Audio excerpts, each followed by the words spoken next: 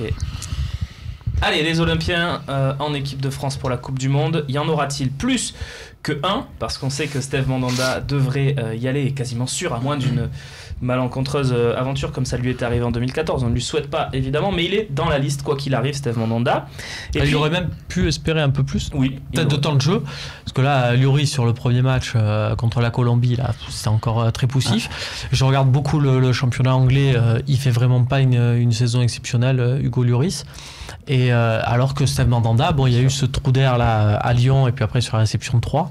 Il y a eu le match à Rennes aussi, si on gratte bien, mais derrière ces prestations intéressantes sur prestations intéressantes. C'était l'avis de nos lecteurs aussi ce matin, Romain. Je sais pas si tu l'as vu dans la une du Phocéen. Plus de 70%, plus de 70% des gens ont le même avis que toi. Encore plus que dans le jeu. Dans le jeu déjà c'est une chose, mais encore plus. Je pense que là ça a été criant. Il manque de leader dans cette équipe. Tout le monde l'a dit dans l'équipe de France. Et je pense que Mandanda a passé un cap à ce niveau-là et il est vraiment cette année un vrai leader de notre équipe et je pense qu'il pourrait le transmettre et j'ai pas l'impression qu'Hugo Lloris soit du même mais c'est trop tard. On se recentre, c'est trop tard. Plus à quelques semaines de la Coupe du Monde. On se recentre sur le débat. C'est bien beau de dire c'est trop tard. Je vois pas d'échange changer maintenant. C'est ça. Je me suis posé la même question encore sur ces matchs-là. Des émissions comme ça qui sont regardées et que on est l'écho quand même de l'opinion publique. Deschamps il est bien gentil, mais voilà, il a raison. Mais je comprends pas pourquoi on a dit mais moi quand je vois ce Lloris là on dirait saucisson, il parle pas, là il fait des mots là, et alors que tu as ce Mandanda qui est là, alors déjà il est bien gentil, mais je vois pas qu'est-ce qu'il a contre Mandanda qui n'est jamais titulaire. Le message là sur un match sur deux amical, il aurait pu au moins le mettre une fois. On embrasse Justin Bridou. On embrasse tout le monde. On est comme ça. On va commencer avec les défenseurs si vous voulez bien. On va voir quels Olympiens peuvent compléter la liste et éventuellement aller au mondial avec Mandanda. Ou pas, hein, messieurs.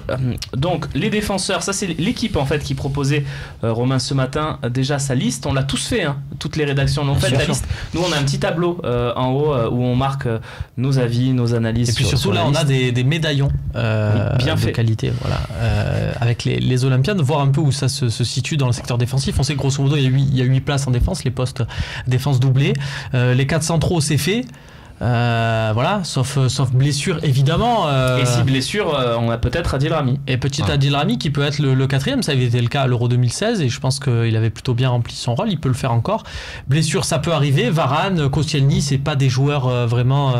Voilà, ils sont sujets assez fréquemment aux blessures, donc c'est possible.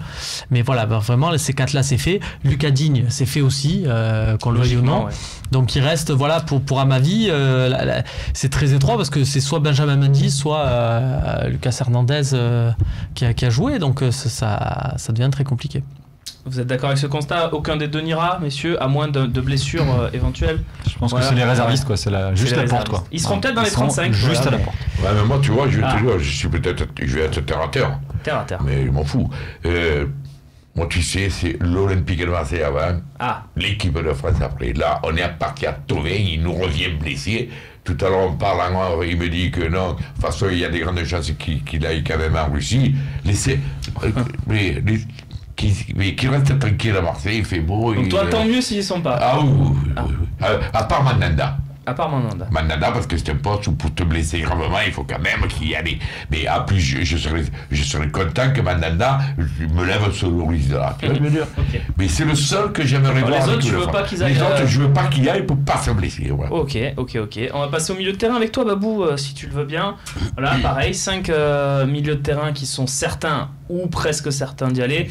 Parce que c'est vrai que le seul qui serait peut-être pas certain, c'est Rabiot, et encore, il semble compliqué à enlever. Ah ouais, il semble compliqué à enlever, mais... Il a été mauvais, Romain Rabiot. Si je te vois rire... Non, mais Rabiot il est de tous les rassemblements depuis 2 ans. Enfin, c'est quand tu veux que oui. Rabiot, il est peut-être moins bon que Tolisso, par exemple, qui est dans les possibles. Enfin, chacun c'est. Alors après, c'est vrai c'est difficile de juger des joueurs sur leurs prestations en club et en équipe de France. Vous avez le même coiffeur. Rabiot en équipe de France, c'est vrai que c'est dégueulasse un petit peu. Mais par contre, en club, Rabiot, il a fait une très grosse saison. Mais je suis d'accord avec toi aussi sur Tolisso. Tolisso, il serait dans une partie intermédiaire, je dirais, parce qu'il est quand même devant des Nzonzi, des Aouar, Kondogbia. Donc il n'y a pas de suspense. Tolisso, je pense qu'il y sera aussi avec les autres. Donc ça fait 6. Ouais. Donc pour Payet, tu voyais Payet toi? Non, pas là. Payet, c'est. Ah, Payet, tu le mets avec les attaquants. Ouais. Visiblement, il est plus considéré dans les milieux. C'est le cas de Lemar et.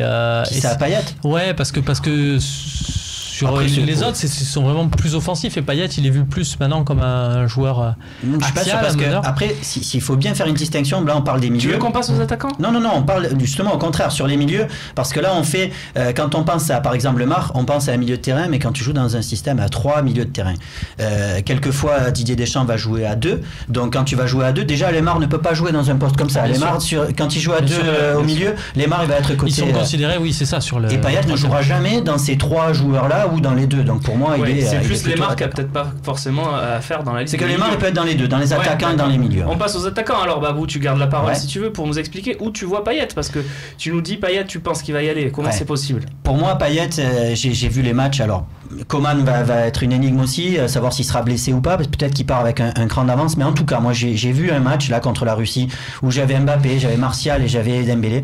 Pour moi, c'est les 3 mêmes. C'est-à-dire que pour moi, avoir ces 3 joueurs là et en mettre a priori 1 ou 2 et avoir par exemple un Martial sur le banc, je vois pas l'intérêt. C'est-à-dire que pour moi, si tu fais rentrer un gars comme Martial, ça sert à rien, tu remplaces par le même joueur. Je préfère rentrer un Payet et décaler un Mbappé sur un côté ou Dembélé de l'autre côté, mais je préfère avoir un joueur qui va avoir un profil différent, et surtout c'est le seul pour moi qui est capable de faire jouer ces solistes que j'ai vus là et qui manquaient de liant parce qu'ils n'arrivent pas à jouer ensemble. Ils partent tous dans leur chevauchée individuelle, et je pense que Deschamps, c'est une erreur s'il prend pas un joueur comme Payet pour de temps en temps arriver à mettre du liant entre ces joueurs là. Ok, en tout cas la vie est claire et c'est plutôt logique ce que tu racontes. Romain, toi tu penses plus que c'est Thauvin qui a une chance d'y figurer? Alors il va falloir que tu nous expliques pourquoi aussi. Parce qu'il n'a jamais vraiment eu plus que 10 minutes de jeu dans les jambes en équipe de France. Mais une Coupe du Monde, et regardez tous les groupes de toutes les sélections, de l'histoire de toutes les Coupes du Monde, tu prends pas les 23 meilleurs et tu pars avec, tu prends un groupe, c'est une histoire de complémentarité, c'est aussi une histoire de vivre ensemble. Et alors je te dis pas que Thauvin il est bien parce qu'il a de bonnes compiles sur sa clé USB et qu'il met la musique dans le bus, c'est pas ça du tout, mais je trouve que là où il est intéressant, c'est dans sa capacité mentale. Moi je suis persuadé que dans une compétition où tu vas faire peut-être match nul le premier match ou le deuxième match, ou que tu gagnes pas tous tes matchs haut la main, il y a des moments où tu rencontres des difficultés. Un joueur comme Thauvin, il a une capacité à exister dans l'adversité. Alors vous allez me dire oui, mais dans les grands matchs à l'OM on le voit pas. C'est pas pareil là du tout. Ce que je veux dire, c'est dans un climat, on va dire hostile. C'est pas une question de jouer des grandes équipes. Et je trouve que là-dedans, il s'en sort bien et il offre quelque chose de totalement différent de, par exemple, Mbappé ou Dembélé. Ensuite, moi, là où je crois vraiment à la chance de Thauvin, c'est que pour moi, le remplaçant de Giroud, enfin l'attaquant axial, pour moi, ce sera Mbappé. Ben, c'est ça, et pour moi, pour Payet, c'est la même chose. L'argument vaut aussi, c'est que l'attaquant, il n'y aura pas de Ben Yedder ou quoi, c'est Mbappé. Pas Lacazette. Non, pour moi non, il n'y a pas besoin. Peut-être moi ce serait peut-être Thauvin Lacazette à voir, mais plus peut-être Thauvin Coman, mais pour moi voilà, je crois que Mbappé a sa place dans l'axe et du coup ça redistribue les cartes de cette manière-là. D'accord. Tony, est-ce que tu vois un des 4 Olympiens qu'on a vu en médaillon, les fameux médaillons de Nicolas Chabert? Payet, tu partageais, je me souviens, je crois qu'au début de saison ici, je vous ai dit qu'il n'y aurait pas. Après en cours de saison, je me suis dit ça y est, en fait il gère super bien sa saison parce que il est très très malin et il monte en puissance, et je suis un peu tombé de ma chaise quand il n'a pas été pris sur l'avant-dernier rassemblement. Je pense que là ça devient compliqué pour lui. Thauvin c'est autre chose, pour lui il est toujours là, il est toujours appelé par Didier Deschamps, il a eu un comportement exemplaire en équipe de France, je trouve. Oui. Il n'a jamais un mot plus haut que l'autre, il a les stats pour lui avec l'Olympique de Marseille. Il y a toujours ce côté, a-t-il vraiment franchi le cap international? C'est la vraie question. Ce que je crains pour lui aussi, c'est pas grand chose la blessure qu'il a là, mais voilà, ça peut insinuer un peu le doute. Est-ce qu'on prend pas un joueur qui a un risque de rechute dans quelques semaines? C'est pour ça qu'il faut y aller mollo avec lui. J'anticipe déjà, c'est une belle perche pour la suite de l'émission, je pense.